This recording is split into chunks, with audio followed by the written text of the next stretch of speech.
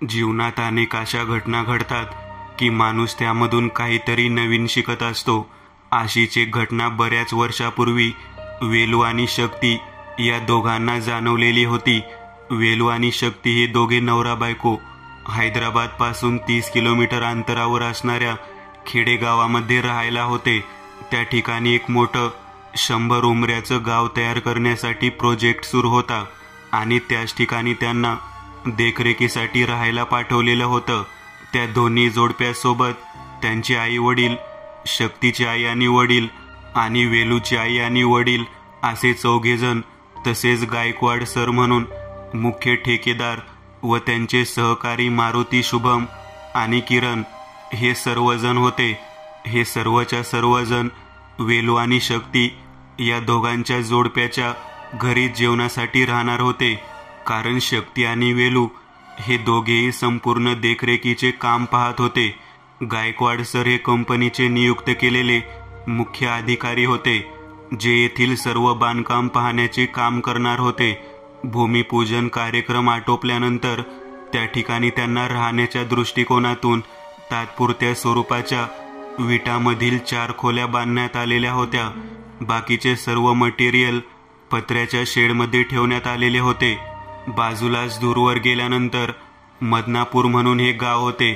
कमी पैशांमध्ये मिळालेली ही जागा डेव्हलपरने अतिशय सुंदररित्या डेव्हलप करण्यासाठी करोडो रुपये खर्च करायला वेगवेगळ्या इन्व्हेस्टर करून पैसे गुंतवले होते।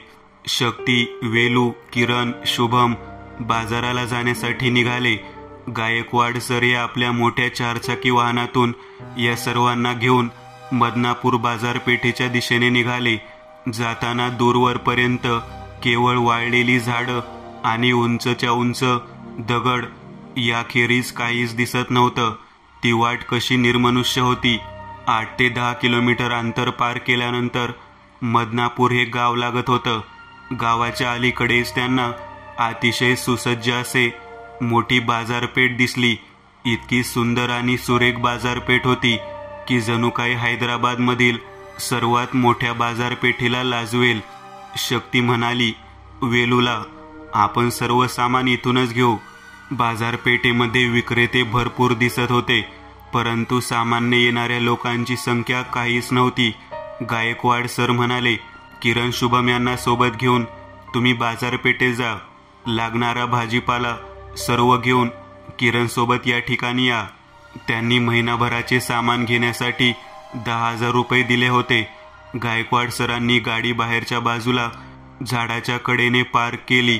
एका पाठोपाठ एक या पद्धतीने किरण, शुभम, वेलू, त्याची पत्नी शक्तीसोबत मारुती मोठ्या पिशव्या घेऊन प्रवेश करत होता।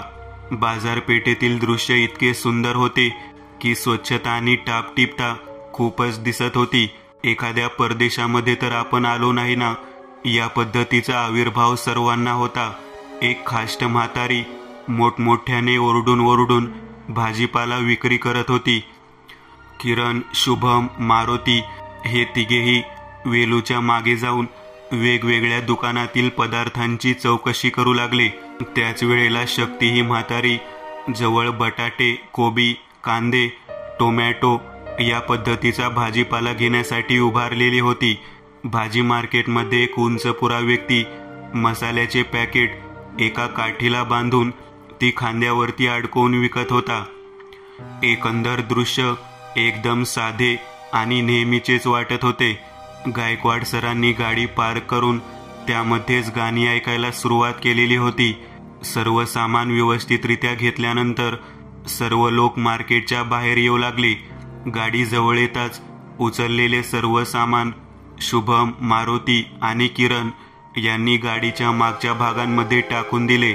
गायकवाड सर जागे झाले। सामान टाकलेले पाहत त्यांनी सर्वांना आत बसण्याची विनंती केली। त्याच वेळेला शक्ती म्हणाली, माझी पर्स त्या म्हातारीजवळच राहिलेली आहे, मी घेऊन येते, तुम्ही इथेच थांबा। गायकवाड सर म्हणाले, ठीक आहे, मी गाडी वळवतो आणि गेट जवळ येतो। त्याच वेळेला शक्ती पर्स आणण्यासाठी त्या गेटच्या आतमधून त्या म्हाताऱ्या आजीपर्यंत चालत जाण्यासाठी निघाली। बाहेर खूप मोठ्या आकाराचे घड्याळ लावलेले होते, त्यामध्ये 12 वाजल्याचे ठोके झाले। सर्वांनी त्या घड्याळाकडे पाहिले. शक्तीचे पण लक्ष त्या घड्याळाकडे गेले. त्याच वेळेला त्याला अगदी सहजरित्या तिने आतमध्ये पाहिले. आपण काय बघतोय त्यावर तिचा विश्वास बसेना. संपूर्ण मार्केट पूर्ण जळालेल्या अवस्थेमध्ये तिला दिसत होते. काळी आणि सर्वच्या सर्व मार्केटमधील दुकान भस्मसात झालेली. एका क्षणामध्ये घड्याळवरून नजर हटेपर्यंत हे दिसणारे दृश्य पाहून शक्ती फार मोठ्याने किंचाळत गाडीकडे पळत सुटली. अचानक शक्तीला पळत येताना पाहून गाडीतील सर्वजण गाडीतून बाहेर पाहू लागले. मागच्या बाजूचे दृश्य डोक्यामध्ये मुंग्या आणणारे होते, कारण मागे संपूर्णतः जळून बेचिराग झालेले काळेभोर रंग स्वरूप धारण केलेले अतिशय भयानक व बेसूर असणारे एक मार्केट त्यांना दिसत होते. काही वेळापूर्वी पाहिलेले जे दृश्य होते ते नेमके काय होते आणि आता आपण पाहत आहोत ते दृश्य काय आहे हे त्यांना समजेना. गायकवाड सरांनी शक्तीला गाडीमध्ये घेतले आणि गाडी वेगामध्ये चालवायला सुरुवात केली. सर्वजण एकमेकांकडे पाहून खूपच आश्चर्यचकित झाले होते, कारण ज्या ठिकाणी फिरून आले होते ती जागा इतकी सुंदर होती. ती घड्याळातल्या 12 वाजल्यानंतर इतक्या भयानकरित्या बदलेल याची कोणालाच कल्पना नव्हती. काय होते नेमके, काय झाले असावे, आपल्याला असे दृश्य का दिसले, या सर्व प्रश्नांचा डोक्यामध्ये विचार सुरू झाला होता. शक्ती खूपच घाबरलेली होती. वेलूने तिला आपल्या अंगाला धरत घडलेला प्रकार काय असू शकतो याचा केवळ तर्क करत होते. शुभम, मारुती, किरण हे तर अवाकच झाले होते. ही जागा मदनापूरच्या बाहेर फक्त 200 मीटर अंतरावर होती. आता या सर्व घटनेबद्दल नेमके समजायचे काय हे काही कळत नव्हते. गाडी सुरू झाली होती. समोरच्या डाव्या बाजूला दगडावरती बसलेले अर्धवट जळालेल्या अवस्थेतील लोक त्यांना दिसू लागली आणि दूरवर मध्यभागी उभारलेली म्हातारी, तिच्याजवळ शक्तीची पर्स राहिली होती, ती जळत असलेल्या अवस्थेत दिसली. हे कसं काय घडू शकते हा विचार करायला सुद्धा वेळ नव्हता. रस्त्याच्या कडेने दगडावरती बसलेले अर्धवट जळालेल्या अवस्थेत काही मार्केटमध्ये भाजी विकताना, किराणा माल विकताना या सर्वांना यांनी पाहिले होते. नेमकी घटना काय आहे हे समजण्याच्या अगोदरच एका पाठोपाठ एक त्यांना धक्के बसत होते. आता रस्त्याच्या आडवी उभारलेली ती म्हातारी पाहून गायकवाड सरांनी ब्रेक दाबला. काही क्षणामध्ये घडलेल्या सर्व बदलांमुळे सर्वजण चक्रावून गेले होते. समोर उभा असलेली म्हातारी जळत असलेल्या अवस्थेमध्ये त्यांना दिसत होती. तिचे ओरडणे आणि ती काहीतरी सांगण्याचा प्रयत्न करत आहे हा आविर्भाव सर्वांनी ओळखलेला होता. नक्कीच या परिसरामध्ये काहीतरी विचित्र घटना घडली आहे आणि ती आता सर्वांना दिसत आहे. असेच काहीतरी घडले असावे असा तर्क गायकवाड सरांनी केला. त्यांनी ब्रेक दाबल्याचा आपल्या बाकीच्या सर्व लोकांनी त्यांना जागेवरती थांबायची विनंती केली, कारण समोर भयानक स्थितीमध्ये जळणारी वृद्ध म्हातारी स्त्री, तिला सामोरे जाण्या इतपत कोणामध्येही ताकद नव्हती. आणि हे दृश्य आपल्याला का दिसले तर ते पण काही लक्षात येत नव्हते. मार्केटपासून त्यांची डेव्हलपमेंट होणारी जागा होती ती बरीच दूरवर होती. मी लांब दगडावरती बसलेल्या अवस्थेत दिसणारे अर्धवट जळालेल्या परिस्थितीतील लोक हे कोण होते, त्यांचा आणि त्या झाडाला लागलेल्या मार्केटचा काय संबंध होता. समोर उभी असणारी म्हातारी स्त्री, शक्तीने भाजी घेतली होती, तिला काय सांगायचे होते या सर्व गोष्टीने शुभम, किरण, मारुती, शक्ती आणि गायकवाड सर हे सर्वच्या सर्वजण बेदरलेल्या अवस्थेमध्येच गाडीतच बसून होते. समोर स्त्री जळणारा देखावा बराच वेळ तसाच होता. रस्त्याच्या मागून पुढून लांबपर्यंत कोणताही व्यक्ती नजरेसमोर येत नव्हता. हे सर्वजण परत जावे तर मदनापूर गावामध्ये पोहोचणार होते. समोर स्त्रीला पाहून पुढे जाणे योग्य नाही आणि धोका संभवतो हे त्यांनी ओळखले होते. आता केवळ एकच मार्ग होता, तो असा की मदनापूरला परत जाणे. परंतु जाताना ते मार्केट लागतच होते. एक प्रकारे कोठे जावे हा फार मोठा प्रश्न निर्माण झालेला होता. गायकवाड सरांनी गाडी वळवली आणि मदनापूरच्या दिशेने नेण्यासाठी सुरुवात केली. त्याच वेळेला मागच्या बाजूने वृद्ध स्त्री, वेगवेगळ्या प्रकारच्या अर्धवट जळालेल्या स्वरूपातले सर्व व्यक्ती त्या गाडीचा पाठलाग करत आहेत असा अंदाज त्यांना आला. गायकवाड सर म्हणाले, आपण फार मोठ्या संकटात सापडलो आहोत. आता समोर येणारे ते जळत असलेले मार्केट, यावरूनच आपल्याला मदनापूर गावामध्ये प्रवेश करायचा आहे. कारण लक्षात ठेवा, इथून दुसऱ्या कोणत्याही ठिकाणी जाण्यासाठी आपल्याला वाट नाही. त्यामुळे आलेल्या संकटाला सामोरे जाण्याशिवाय आपल्याला पर्याय नाही. शक्ती, वेलू, शुभम, मारुती आणि किरण सर्वजण जीव मुठीत घेऊन प्रवास करत होते. समोर डाव्या बाजूला जळालेल्या अवस्थेतील झाडं दिसत होती.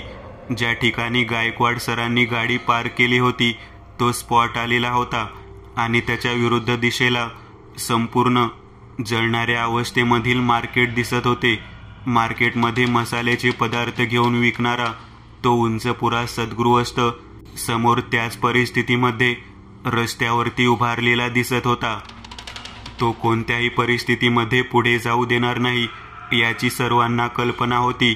आपल्याला बहुधा या रस्त्याच्या चक्रामध्येच हे सर्व लोक काहीतरी सांगण्याचा प्रयत्न करत आहेत असे गायकवाड सरांनी सर्वांना सांगितले. त्यावेळेला वेलू म्हणाला, आपण खाली उतरणे गरजेचे आहे. नक्की काय घडलेलं आहे ते जाणून घेणे गरजेचे आहे. त्या घड्याळामध्ये 12चे ठोके पडल्यानंतर हा दिसणारा सर्व देखावा, याचे रहस्य काय आहे हे आपण जाणून घेतले पाहिजे. मला वाटतं आपल्याला कोणत्याही बाजूने या सर्व गोष्टींपासून दूर पळून जाता येणार नाही. यासाठी दोन्ही बाजूला या दोन्ही व्यक्ती आपल्याला आडव्या उभारलेल्या दिसतात. तेव्हा तो हातामध्ये काठी धरून जळत अवस्थेमध्ये उभा राहिलेला मसाला विकणारा व्यक्ती त्यांच्या दिशेने चालत येत असताना दिसला. त्याला पाहून शक्ती मोठ्याने किंचाळली आणि तिने गायकवाड सरांना गाडीमध्ये बसण्याची विनंती केली. वेलू शक्तीला समजावून सांगत होता, आपण कितीही जरी पळालो तरी नक्कीच्या लोकांना आपल्याला काहीतरी सांगायचे आहे. त्यामुळे ते आपल्याला अशा पद्धतीने दिसत आहेत. मागच्या बाजूला घड्याळाकडे जेव्हा लक्ष गेले तेव्हा पुन्हा एकदा 1 वाजलेला ठोका वाजला आणि ते मोठे घड्याळ जुन्या जळालेल्या अवस्थेप्रमाणे दिसू लागले. सर्वजण एकमेकांकडे पाहत होते. त्यांनी अगदी व्यवस्थितरित्या पुन्हा एकदा मार्केटकडे पाहिले तर मार्केट निर्मनुष्य, व्यवस्थित व कित्येक दिवसापासून बंद असावे अशा पद्धतीने दिसू लागले. मागच्या बाजूला उभा असलेला मसाले विकणारा तो व्यक्ती, तोही दिसेनासा झालेला होता. पूर्ण रस्ता सुनसान होता. वाट जाण्यासाठी मोकळी होती. मागच्या बाजूला मदनापूर हे गाव होते आणि पुढच्या बाजूला 10-12 किलोमीटरवरती त्यांच्या बांधकामाची साईट होती. 2 घड्याळाच्या ठोक्यांमधून दिसलेले हे दृश्य नेमके काय म्हणून समजावे हे काही केल्या कोणालाच कळत नव्हते. मात्र या जागी नक्कीच काहीतरी घडले असावे. त्याचा शोध घेणे गरजेचे आहे अशी सर्वांनाच इच्छा दाटून आली. अशा विचित्र परिस्थितीमध्ये मदनापूरला जाण्याशिवाय त्यांना काहीच पर्याय उरलेला नव्हता. रस्त्यावरती दिसणारे विचित्र व्यक्ती त्यांना काहीतरी सांगायचे आहे हे सर्वांना माहीत होतं. परंतु अशा भयानक आत्म्यांना सामोरे जाणे त्यांना खूप कठीण जाणार होते. त्यामुळे त्यांनी गाडी अगदी व्यवस्थित पद्धतीने मदनापूरच्या दिशेने नेण्यासाठी गायकवाड सरांना विनंती केली. गायकवाड सरांनी जागेवरती गाडी वळवत मदनापूरच्या दिशेने गाडी न्यायला सुरुवात केली. 1 वाजून गेल्यानंतर सर्व काही भयानक दृश्य दिसायचे बंद झाले होते. मागच्या दिशेने मसाला विकणारा उंच व्यक्ती त्यांना जणू हाक मारत आहे असे भासत होते, परंतु काहीच दिसत नव्हते. ते मदनापूरच्या दिशेने जाण्यासाठी निघाले. मदनापूर गावाच्या अलीकडे थोड्या अंतरावरती एका झाडाच्या कट्ट्यावरती बसलेले 2 लोक दिसले. बाकी सर्वच्या सर्व परिसर निर्मनुष्य दिसत होता. त्यांनी त्या ठिकाणी गाडी थांबवली आणि त्यांना पाणी पाहिजे अशी विनंती केली. दोन्ही लोक धोतर आणि बनियानवरती बसलेले होते. दोघांचे चेहरे काळेभोर दिसत होते. त्यांचे हात भाजलेले दिसत होते. त्यांनी बाजूच्या झोपडीकडे हात केला तेव्हा त्या ठिकाणी रांजण होता. सर्वांनी तिथे जाऊन पाणी पिले आणि त्या कट्ट्यावरती येऊन घडलेल्या दृश्याबद्दल त्या व्यक्तींना माहिती सांगण्यास सुरुवात केली.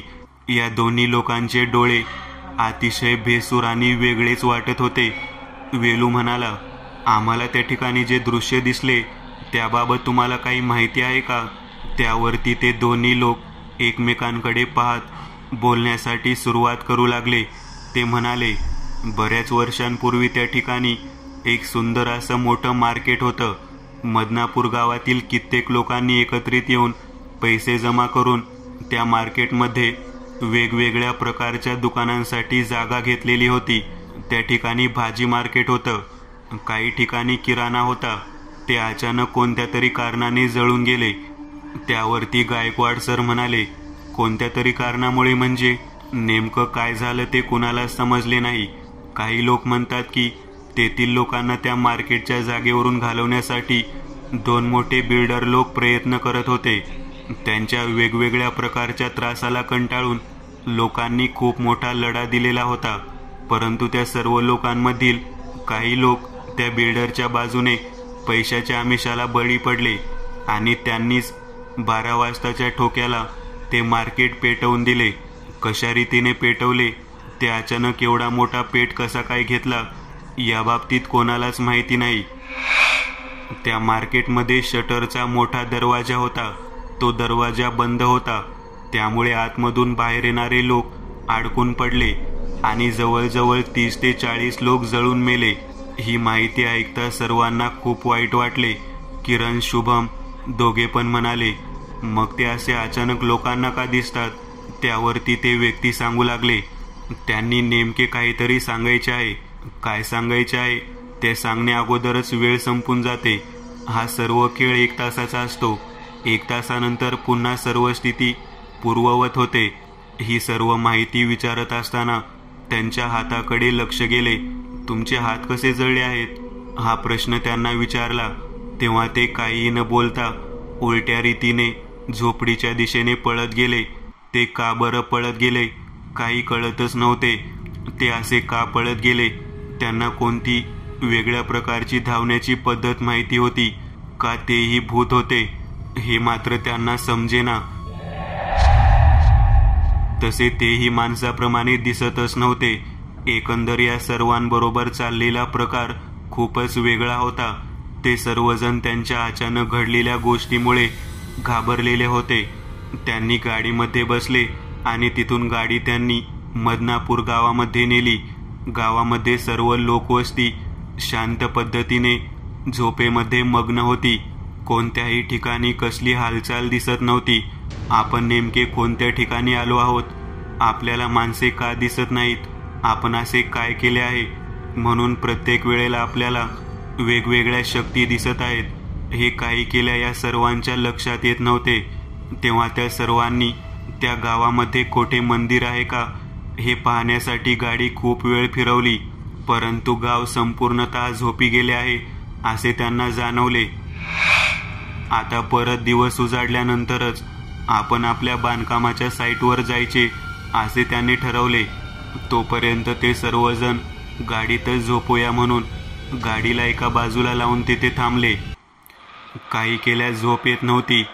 त्याच वेळेला दूरवरती काही मुलं सकाळच्या व्यायामासाठी चाललेल्याप्रमाणे धावताना त्यांना दिसले.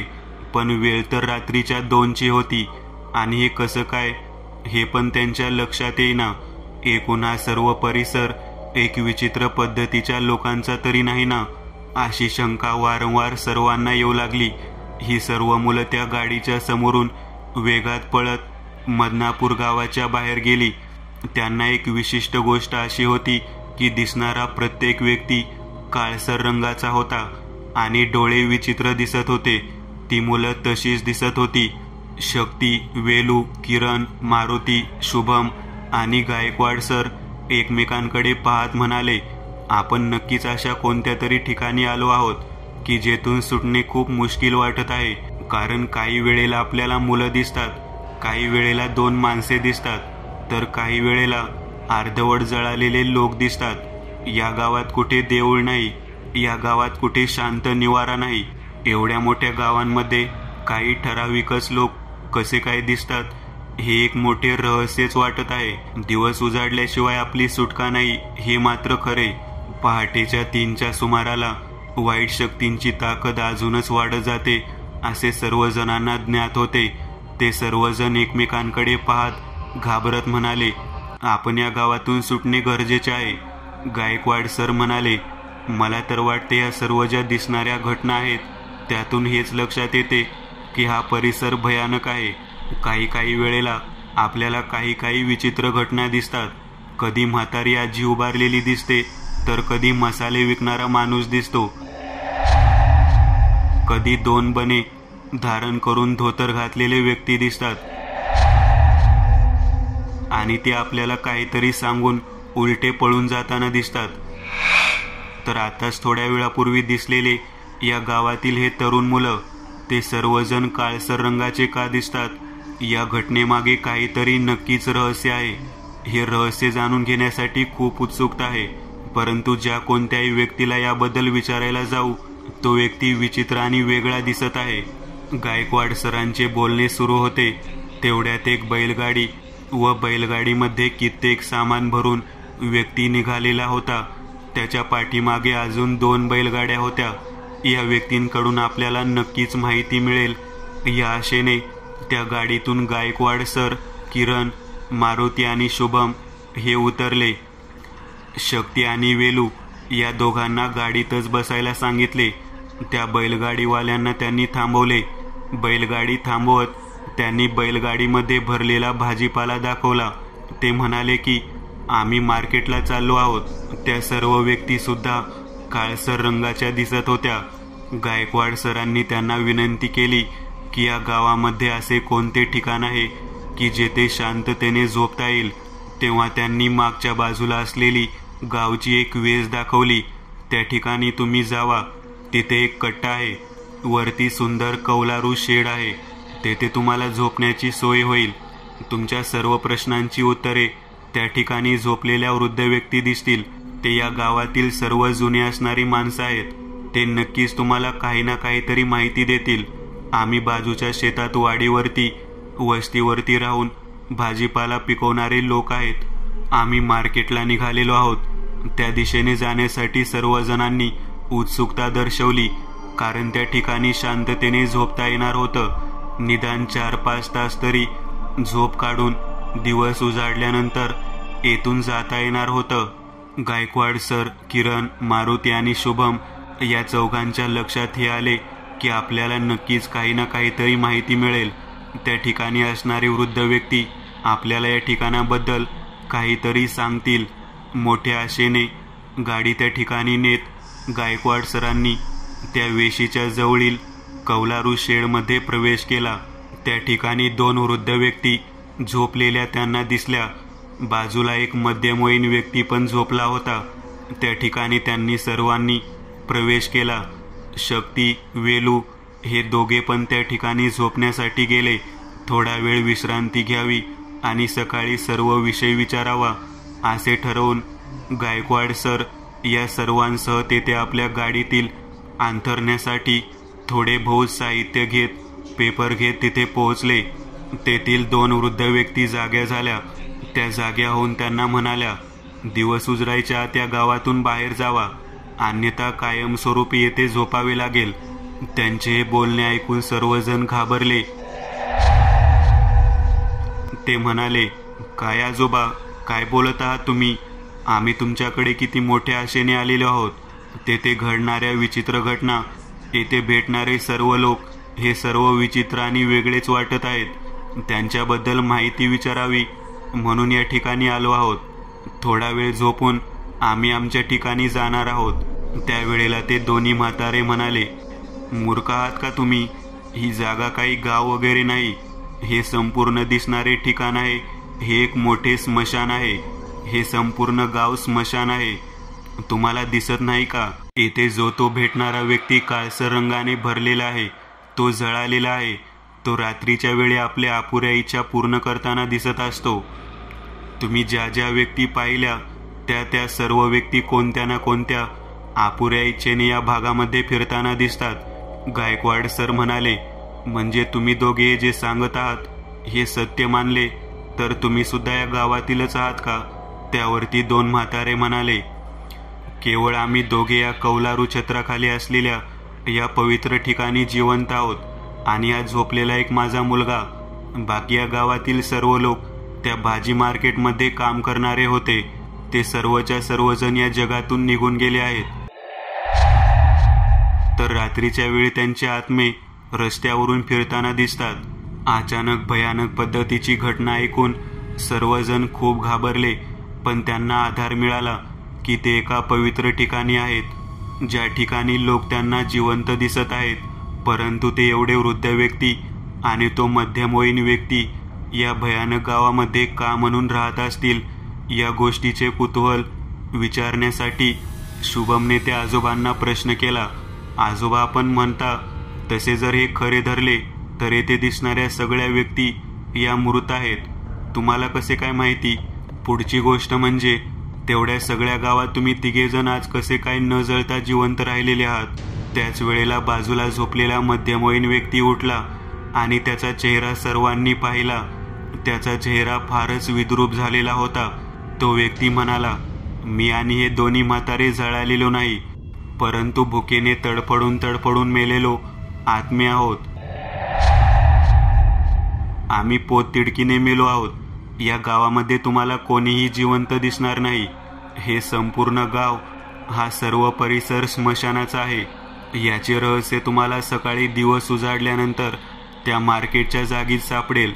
परंतु तुम्ही दिवस उजाडण्याच्या आत या गावातून निघून जाणे गरजेचे आहे, कारण ते जळणारे मार्केट, त्यातील तुम्हाला दिसणाऱ्या सर्व व्यक्ती 3:30 नंतर तुमचा जीव घेण्यासाठी तुम्हाला शोधत येतील. त्यावेळेला तुमच्या लक्षात येईल की आपण या गावात थांबणे किती अवघड आहे. तुम्ही इथून दूरवर निघून जा.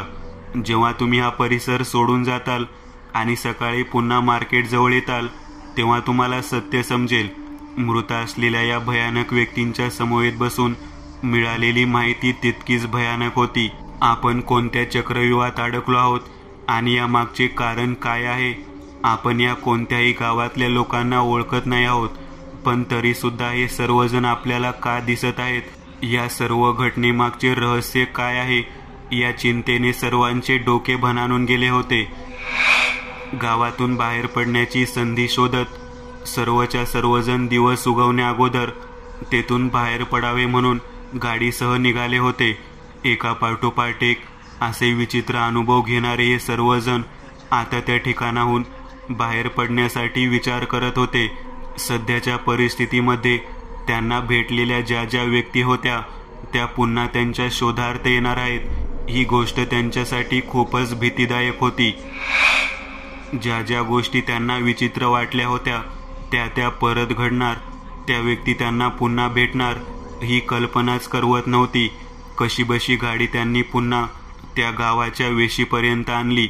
वेगामध्ये गाडी मदनापूर वेशीतून सरळ आपल्या बांधकामाच्या साईटवरती घेऊन जावी, या विचारात असतानाच समोरच्या दिशेने एका पाठोपाठ एक त्यांना भेटलेल्या गोष्टी दिसू लागल्या. 3 बैलगाड्या रस्त्याच्या मध्यवर्ती भागातच उभा केलेल्या होत्या.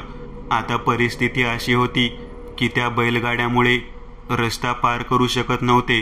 त्याच्या पाठोपाठ ते मसाले विकणारा व्यक्ती, ती म्हातारी, तसेच बाजारपेठेतील दुकानांमध्ये आढळलेले सर्व काळसर दिसणारे लोक, व्यायामासाठी गेलेली मुलं, झाडाखाली पाणी पिण्यासाठी विचारणा केलेली 2 व्यक्ती, हे सर्वजण त्या 3 बैलगाडीच्या पलीकडच्या दिशेने येताना दिसत होते. गायकवाड सर म्हणाले, आपण एवढ्या लोकांच्या तावडीतून सुखरूप सुटणे फार अवघड गोष्ट आहे. गावातील एकमेव पवित्र असणारे ठिकाण त्या कट्ट्यावरती व ते 3 आत्मे तडफडताना दिसत आहेत. त्या ठिकाणी थांबणे ते पण धोक्याचे, इथून बाहेर पडणे हे पण धोक्याचे. गाडीमध्ये बसून प्रवास करावा तरी कोणत्या दिशेने? सर्वांसमोर एक भयानक प्रसंग उभा ठाकला होता. त्याच वेळेला शुभम, किरण आणि मारुती हे त्यांना म्हणाले, आपल्याला जे मार्केट दिसले होते त्या मार्केटच्या दिशेने गाडी चालवावी. त्या ठिकाणी जाण्यासाठी बाजूची कडेची पायवाट घेतली तरी हरकत नाही. वाटेमध्ये असलेल्या बैलगाडीला न हटवता आपण त्या ठिकाणी जाऊ शकतो. शक्ती आणि वेलू दोघे पण म्हणाले, परंतु ते तर भयानक मार्केट आहे, त्या ठिकाणी आपण कशा पद्धतीने सुरक्षित राहू? तेव्हा किरण म्हणाला, ते मार्केट 12 ते 1च्या दरम्यान आपले स्वरूप दाखवते. इतर वेळी त्या ठिकाणी केवळ जळालेली जळमट दिसतात. आपण नक्कीच त्या ठिकाणी सुरक्षित राहू असे मला वाटते. केवळ आपल्याला 2 तास वेळ घालवणे गरजेचे आहे. दिवस उजाडल्यानंतर आपण या भागातून निघून जाऊयात. किरणने सांगितलेली युक्ती सर्वजणांना योग्य वाटली, कारण तसंही त्यांच्या डोळ्यासमोर 12 ते 1च्या दरम्यान ज्या घटना घडल्या होत्या त्या परत घडणार नाहीत अशी त्यांना माहिती पण होती. थोड्याच अंतरावर गावाच्या बाजूच्या पायवाटेवरून गाडी चालवत ते बैलगाडीच्या पलीकडच्या दिशेला पोहोचले. एका पाठोपाठ एक दिसणारे ते विचित्र आत्मे मागे टाकत मार्केटच्या भागामध्ये ते पुन्हा आले. त्या ठिकाणी त्यांना कोणीच दिसत नव्हते. संपूर्ण निर्मनुष्य असणारे भयानक काळवंडलेले असे ते मार्केट. काळोखाच्या सहकार्याने त्यांनी मार्केटमधील जळालेल्या दुकानांमध्ये आश्रय घेण्याच्या उद्देशाने गाडी बाजूला पार्क केली आणि ते त्या ठिकाणी आतमध्ये लपून बसले. आपल्या हातून कोणीतरी निसटलं आहे याची जाणीव या सर्व व्यक्तींना झालेली होती. ते आपसुकच त्या मार्केटच्या भागामध्ये त्यांच्या शोधार्थ परत येताना दिसत होते. त्यांच्या हालचाली अतिशय वेगळ्या पद्धतीच्या होत्या. एवढ्या सोप्या पद्धतीने आणि सहज पद्धतीने सर्व लोक लपून बसलेले होते, परंतु त्यांना याची माहिती नव्हती. इथून बाहेर पडणे खूपच अवघड गोष्ट आहे, कारण त्या मार्केटमध्ये जळून भस्मसात झाले हे सर्व आत्मे होते. त्यांचे ते मूळ स्थान होते. सूर्योदयापूर्वी हे सर्वजण आपल्या मूळ स्थानाकडे येणार होते आणि शक्ती, वेलू, किरण, शुभम, मारुती, गायकवाड सर हे त्यांच्या मूळ स्थानी लपून बसलेले होते. म्हणजे दोघांचीही भेट सूर्योदयाच्या अगोदर होणार हे नक्कीच होते. आपल्या दिशेने मार्केटच्या आतमध्ये येणाऱ्या सर्व लोकांना पाहून सर्वजण भयभीत झाले. किरणने चालवलेले डोके जरा चुकीच्या दिशेने गेले आहे याची जाणीव सर्वांना झाली होती. बाहेर गाडीला पाहताच या सर्व जमा झालेल्या आत्म्याने त्या गाडीच्या जवळ घोळका केला व आतमधल्या दिशेने इशारा करत दोघेजण पुढे सरसावले. वृद्ध म्हातारी स्त्री मोठमोठ्याने ओरडत किंचाळत स्वतःच्या दुकानाजवळ आली. कठड्यावरती उभा राहून उंच मान करून ते या सर्वांचा शोध घेत होते. काही जळालेल्या दुकानाच्या आतमधील भागामध्ये लपून बसलेल्या या लोकांना याची कल्पना नव्हती की ते आत्मे आहेत आणि ते कोणत्याही पद्धतीने शोध हा घेणारच. गायकवाड सरांनी शक्तीच्या गळ्याकडे पाहिले. तिच्या गळ्यामध्ये पिवळ्या रंगाचा दोरा व त्याला बांधलेले एक देवीचे ताईत होते. अशा संकट समयी या देवीच्या प्रतिमेचे आपल्याला नक्की सहाय्य होईल या उद्देशाने त्यांनी शक्तीला सर्वांच्या पुढे राहण्याची विनंती केली. परंतु परिस्थिती तशी वेगळी होती, कारण बाकीच्या कोणत्याही व्यक्तीकडे स्वतःचे संरक्षक असे कवच नव्हते. या सर्वांचा उद्देश काय, ते या ठिकाणी कोणत्या कारणास्तव परत आले आहेत, ते आपल्याला का मारणार आहेत, या कोणत्याही गोष्टीचा थांगपत्ता लागत नव्हता. शक्तीने तिथून बाहेर पडण्यासाठी एक युक्ती म्हणून सर्वांना अजून थोडा वेळ तेथेच दबा धरून बसायला सांगितले. आपण सगळे एकत्रित बाहेर पडणे अशक्य आहे. आपण एक एक करून बाहेर पडू शकतो. त्याच वेळेला वेलू तिला म्हणाला, काही झाले तरी तू या सर्व वाईट आत्म्यांना सामोरे जाणार नाहीस. जेव्हा वेळ येईल त्यावेळी आपण पाहू. हे बोलणे सुरू असताना कुत्रे ज्या पद्धतीने वास घेत, अगदी त्या पद्धतीने वास घेत मसाला विकणारा तो उंच पुरा व्यक्ती, तसेच झाडाखाली बसलेले ते 2 व्यक्ती आतमध्ये शोधकार्य करत आलेले दिसले. पांढरे फेक पडलेले डोळे, संपूर्ण काळवंडलेला चेहरा, या सर्व प्रकारच्या विद्रूप दर्शनाने मार्केटच्या आतमध्ये लपलेले सर्वजण अजूनच भयभीत झाले होते. त्याच वेळेला शक्तीने सर्वांना समजावून सांगत एक विनंती केली. ती म्हणाली, माझ्याकडे देवीचे ताईत आहे. तुम्ही सर्वजण एक एक करत गाडीच्या दिशेने जावा. या ठिकाणी उपस्थित असलेल्या वाईट शक्तींचा सामना करण्यासाठी मी इथे थांबते. तोपर्यंत तुम्ही गाडी सुरू ठेवा. मी मागून गाडीमध्ये येऊन बसते. ते माझ्या अंगाला स्पर्श करू शकणार नाहीत याची मला खात्री आहे. थोडा वेळ आपल्याला संकटाला सामोरे जावे लागेल, परंतु इथून बाहेर पडणे गरजेचे आहे. शक्तीचे हे बोलणे ऐकून सर्वजण तयार झाले. वेलू मात्र या गोष्टीसाठी काही केल्या तयार होईना. परंतु सर्वांचा जीव धोक्यात टाकण्यापेक्षा ज्या व्यक्तीकडे संरक्षक कवच आहे त्याच व्यक्तीने पुढे होणे हे पण तितकेच महत्त्वाचे होते. वेलूला समजावून सांगत गायकवाड सरांनी लपून मार्केटच्या बाहेरच्या गाडीजवळ जायचे ठरवले. गुडघ्यावरून कोपऱ्यावर चालत चालत ते एक झाड त्याच्या मागच्या बाजूला लपत मार्केटच्या सेंटरच्या दरवाजाजवळ जाण्यासाठी उत्सुक झालेला होता. त्याच वेळेला खवीस असणाऱ्या त्या म्हातारीने ते मोठे शटरचे दार बंद केले आणि मोठ्याने किंचाळू लागली, मला सर्वजण दिसले, मला सर्वजण दिसले, मला सर्वजण दिसले. यांच्या नरडीचा घोट घ्या, आपली जागा कोणी घेऊ शकणार नाही. त्याच वेळेला त्या म्हातारीकडे पाहत आम्ही सर्वजण तसेच उभारलो. तिच्याकडे हात जोडून शक्ती बोलू लागली. शक्ती म्हणाली, तुमची जागा कोणीही घेणार नाही. का म्हणून तुमची जागा कोण घेईल? आतापर्यंत जे व्यक्ती गाठ पडलेले आहेत प्रत्येकजण या मार्केटच्या संदर्भातच आहेत. नेमकी घटना काय आहे ते लक्षात येईना, परंतु आता लक्षात आले आहे. तुम्ही जे बोलत आहात ते तसे का बोलत आहात? तेव्हा ती म्हातारी विकट हास्य करत सगळ्यांकडे पाहत म्हणाली, खूप कष्ट करून जगणारी माणसं होतो आम्ही. या बिल्डर लॉबीच्या लोकांनी प्रत्येकाकडून मार्केटची जागा हस्तगत करायला सुरुवात केली. आमचं राहण्याचं ठिकाण, आमचं गाव डेव्हलपमेंट करायच्या नादाखाली, विकास करण्याच्या नादाखाली हडप करायला सुरुवात केली. तेव्हा गायकवाड सर त्या आजीकडे पाहू लागले. आम्ही काहीच केलं नाही. तेव्हा ती म्हातारी म्हणाली, तुम्ही त्याच बांधकामावर काम करणारी लोक आहात ना? त्या जागेमध्ये राहणारे, त्या जागेमध्ये अन्न खाणारे तुम्ही आहात. म्हणून तर एक एक सैतानी शक्ती तुमच्या पाठीमागे लागलेली आहे. शक्ती, वेलू, आम्ही सर्वजण हात जोडून त्यांच्याशी चर्चा करू लागलो. आहे अशा पद्धतीने, आहे अशा मार्गाने आम्ही इथून निघून जातो. कृपया आम्हाला माफ करा, आम्हाला इथून जाऊ द्या. शक्तीच्या केविलवाण्या स्वराने ती म्हातारी पाघळली आणि तीच नामी संधी शोधत आम्ही तेथून बाहेर पडू लागलो. त्या म्हातारीने जे सांगितलं होतं ते अगदी अक्षरशः खरं होतं. आज पहिल्यांदा एवढे सगळेजण आम्ही तिथून बाहेर पडत असताना मनामध्ये विचार करत होतो, माणसाच्या सर्व श्वासनावर त्याचं काम, त्याचा धंदा, त्याची जागा, त्याचं कुटुंब हे सर्वस्व जेव्हा हरवलं जातं तेव्हा मागे राहतं ते फक्त त्यांचं भूत, त्याचा आत्मा. आणि आतापर्यंत आम्हाला ते सर्व काही दिसलेलं होतं. एका मोठ्या संकटातून बाहेर पडत असताना मनामध्ये विचार आला, खरंच शक्ती होती म्हणून आपण वाचलो. कारण तिच्याजवळ असलेल्या त्या देवीच्या पदकामुळे आम्हाला निदान लढण्याची इच्छा तरी झाली, धाडस तरी झालं. आणि त्याच पदकाच्या दर्शनाने आम्ही त्या ठिकाणाहून सुटलो असे सर्वांना वाटत होते. मित्रांनो, आज पुरतं एवढंच. तुम्हाला जर काही गोष्ट आवडली असेल तर नक्की लाईक करा.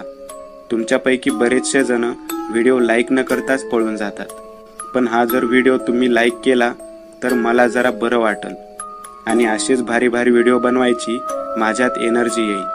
त्यामुळे नक्की लाईक करा. आणि अजूनही कोणी या चॅनलला सबस्क्राईब केलेलं नसाल तर लगेच सबस्क्राईब करून टाका. आणि बाजूची घंटी ती मात्र दाबायला विसरू नका. देवाची घंटी आहे ती. चला तर मग पुन्हा भेटूया अशीच एक आगळी वेगळी गोष्ट घेऊन पुढच्या